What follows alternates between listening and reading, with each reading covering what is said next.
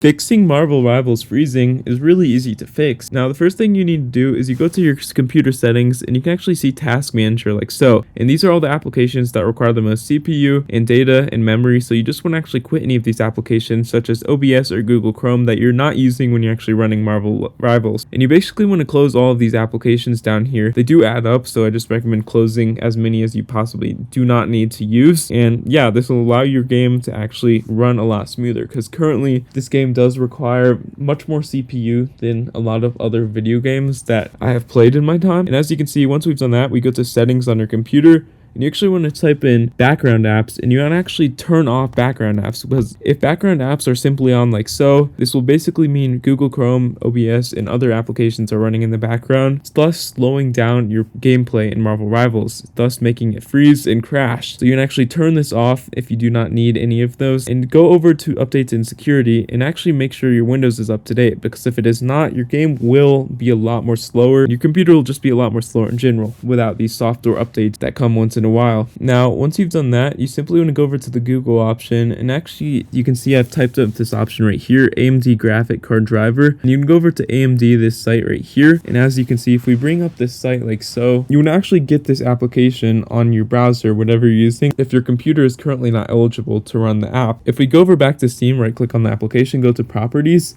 and click on installed files, you can actually click on verify integrity of this game and actually make sure it's up to date, because it's basically flagging your account if you don't click on that. If we go over to store once again on Steam like so, actually type in Marvel Rivals like so and click on it. As you can see, scroll down to the very bottom of this page and actually make sure your system requirements are met the requirements, because some computers do not meet the requirements, not allowing you to get the game, thus freezing your computer and slowing it down drastically, maybe not even letting you get the game.